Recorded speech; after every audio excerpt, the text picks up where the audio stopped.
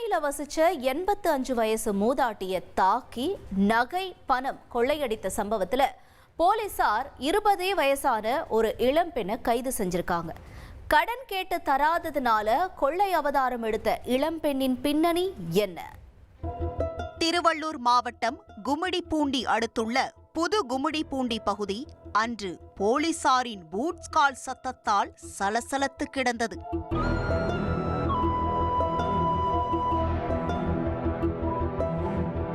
ஊரில் இருந்த ஓட்டு வீட்டை போலீசார் அங்குலமங்குலமாக அலசி ஆராய்ந்தனர்.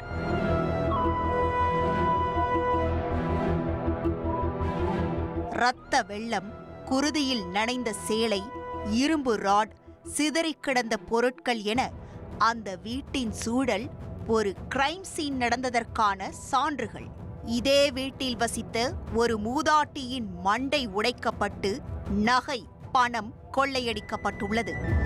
அந்த கோரத்தை கண்டறியவே இத்தனை போலீசாரும் மோப்பநாய் மற்றும் தடயவியல் துறை கைரேகை நிபுணர்களுடன் களத்தில் இறங்கியுள்ளனர்.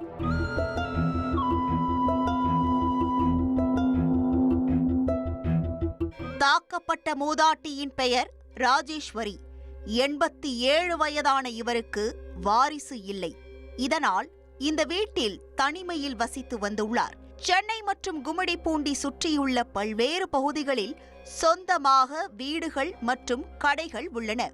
பல கோடி மதிப்புள்ள சொத்துக்களுக்கு உரிமையாளரான மூதாட்டி ராஜேஸ்வரிக்கு வாடகை பணமே மாதந்தோறும் பல லட்சம் வருவதாக கூறப்படுகிறது. இதனால் வீட்டில் உள்ள மர பீரோவில் தங்க நகைகள் மற்றும் லட்சக்கணக்கில் பணம் எப்போதும் வைத்திருப்பார் எனவும் சொல்லப்படுகிறது. இந்த சூழலில்தான் கடந்த 11ஆம் தேதி மதியம் 3 மணியளவில் வீட்டு வாடகை கொடுக்க 2 வட மாநில இளைஞர்கள் மூதாட்டியின் வீட்டிற்கு வந்தனர். அப்போது வீட்டின் உள்ளே மூதாட்டி ராஜேஸ்வரி இரத்த வெள்ளத்தில் மயங்கி கிடப்பது கண்டு அதிர்ச்சி அடைந்தனர். அவரது கழுத்து மற்றும் தலையில் துணி சுற்றப்பட்டிருந்தது. உடனே ஆம்புலன்ஸ் மூலம் மூதாட்டியை மருத்துவமனையில் கொண்டு சேர்த்தனர். அங்கு அவரது உடல்நிலை தொடர்ந்து கவலைக்கிடமாக இருந்து வருகிறது.